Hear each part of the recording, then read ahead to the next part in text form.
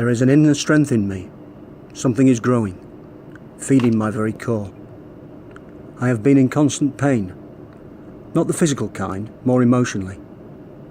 That is not to say that I am a map of physical scars. Although in the later stages of my abuse, my body did succumb to that kind of hurt.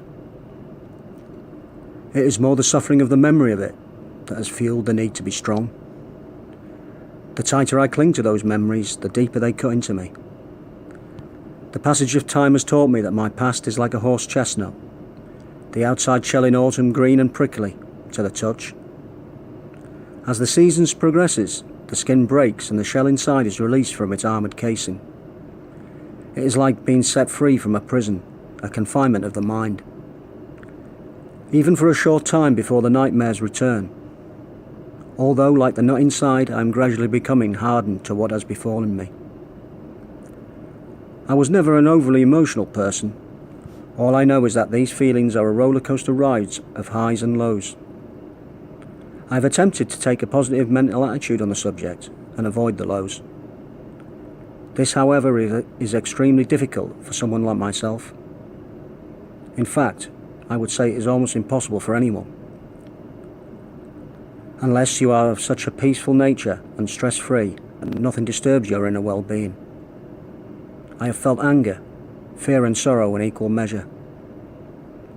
At first I believed they were negative sentiments, but now discount that belief. They are just things that we all experience, whether we like it or not.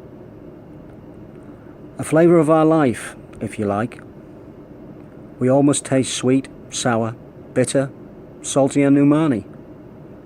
Just as when we eat food, we can compare these to our own emotions. Some experiences are positive, while others are negative. In my particular situation, the negative emotion of anger, some would say, is normal. Anyone would feel furious when they realised how they were manipulated and used by another person. Especially if that person was supposed to guard, protect and love you unconditionally. Now I know there are certain boundaries, and some of these should never be crossed. All trust is based on setting out rules, but some rules should never have to be created. They just exist in normal civilized society. Those negative feelings can also protect us. Fear tells us when we are in danger, and hopefully we will act accordingly on that emotion and take another path. It was only when I became fearful of my situation, it dawned on me that I needed to come to terms with it. When I feel myself becoming too close and attached to someone, I inadvertently become withdrawn. Not intentionally, perhaps just a defensive mechanism.